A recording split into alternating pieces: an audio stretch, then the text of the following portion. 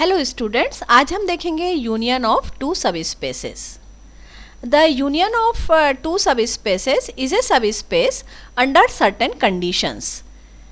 Intersection में हमने देखा था कि दो सब स्पेस का इंटरसेक्शन हमेशा एक सब स्पेस होता है। उसको हमने आर्बिट्रेरी सब स्पेसेस के लिए भी देखा था, लेकिन दो सब स्पेस का यूनियन जो है वो कुछ कंडीशंस को फुलफिल करता है, तभी वो हमेशा एक सब स्पेस होता है।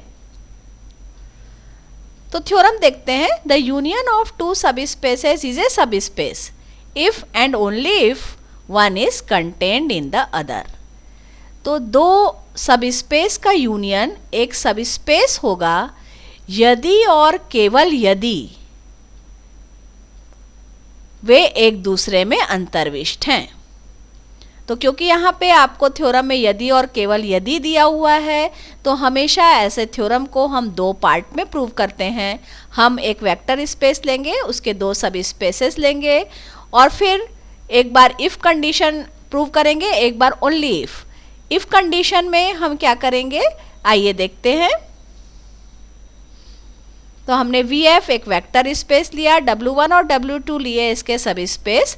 तो इफ पार्ट में हम मान लेंगे कि let W1 and W2 are two subspaces of vector space V such that one is contained in the other. पहले पार्ट में हम मान रहे हैं कि one is contained in the other means एक जो सब स्पेस हैं वो एक दूसरे में अंतर्विष्ट हैं।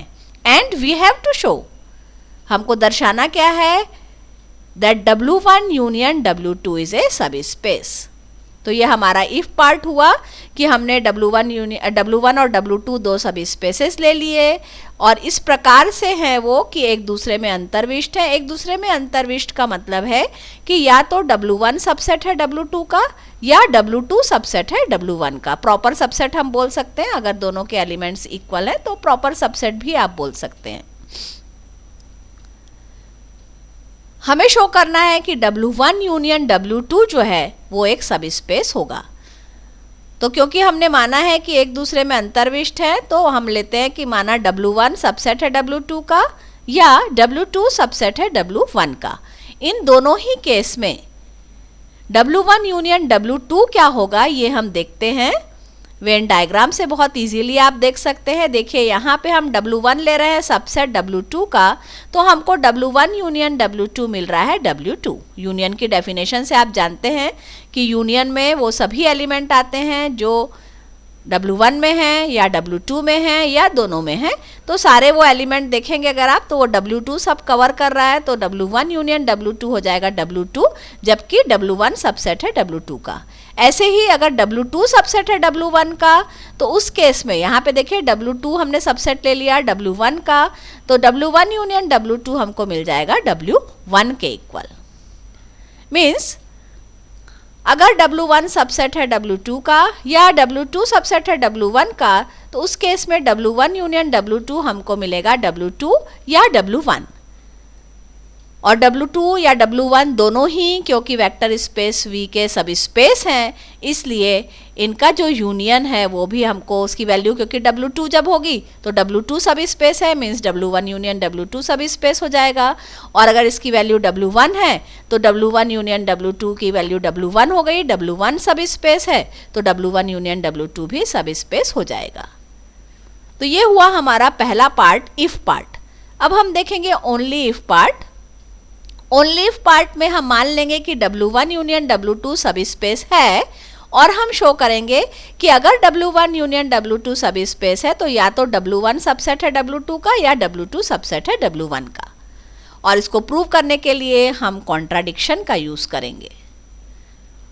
तो ओनली इफ पार्ट में हमने लिया late W1 union W2 be a subspace of VF, then we are to prove that either W1 is subset of W2 और W2 is subset of W1।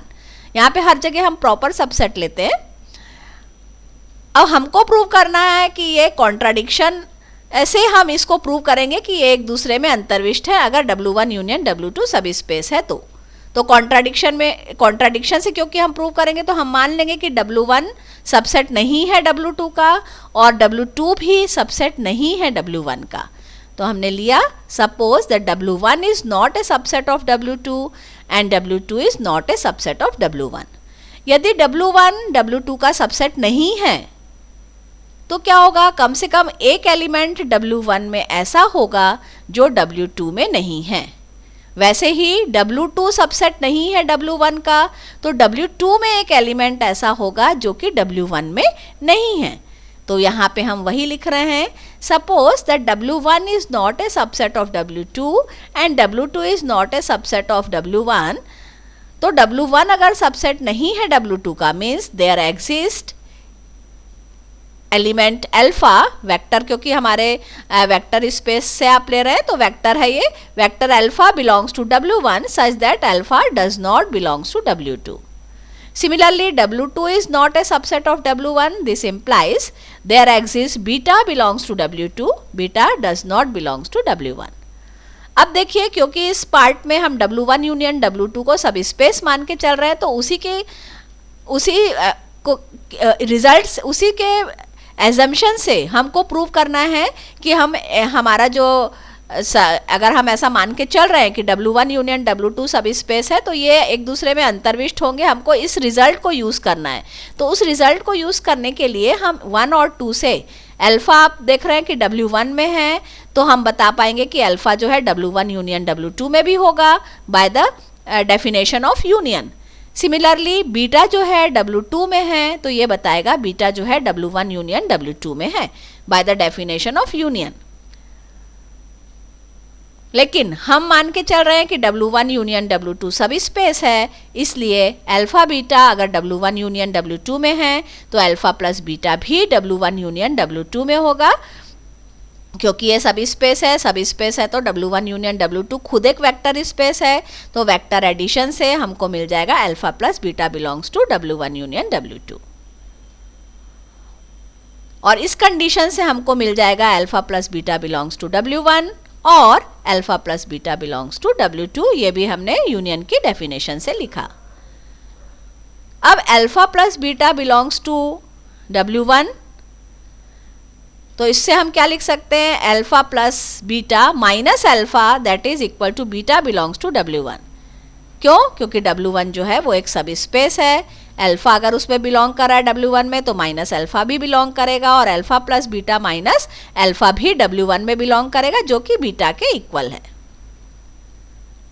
लेकिन हमने ऊपर माना था कि beta does not belongs to W1, तो ये contradiction हमको दे रहा है। इसी प्रकार से अगर हम दूसरा एलिमेंट यहाँ पे ले लें, alpha plus beta belongs to W2 and beta belongs to W2, और उससे हम ये बता पाएंगे कि alpha plus beta minus beta belongs to W2, that is alpha belongs to W2, which is again a contradiction. तो इसलिए जो हम ले रहे थे कि W1 सबसेट नहीं है W2 का और W2 सबसेट है नहीं, W1 का सबसेट नहीं है, ये एक कॉन्ट्राडिक्शन शो कर रहा है। मीन्स या तो W1 सबसेट होगा W2 का, या तो W2 सबसेट होगा W1 का। तो ये हमारा सेकंड पार्ट प्रूव हुआ, ओनली इफ पार्ट, कि W1 यूनियन W2 अगर सब स्पेस है तो या तो W1 सबसेट है W2 का, या तो W2 सबसेट है W1 का। तो ये था हमारा थ्योरम यूनियन ऑफ टू सब स्पेसेस के लिए, जो कि कंडीशन सेटिस्फाई करते हैं कि यदि और केवल यदि एक दूसरे में अंतर्विष्ट हो तभी उनका यूनियन जो है दो सब स्पेसेस का वो सब स्पेस होता है। तो ये रेफरेंसेस थे जो हमने यूज़ किए इस थ्योरम को प्रूव करने के लिए। आप थ्योरम की प्रैक्टिस करते रहिए। अगले लेक्चर में हम और नए थ्योरम के साथ आपके साथ आएंगे। Thank you.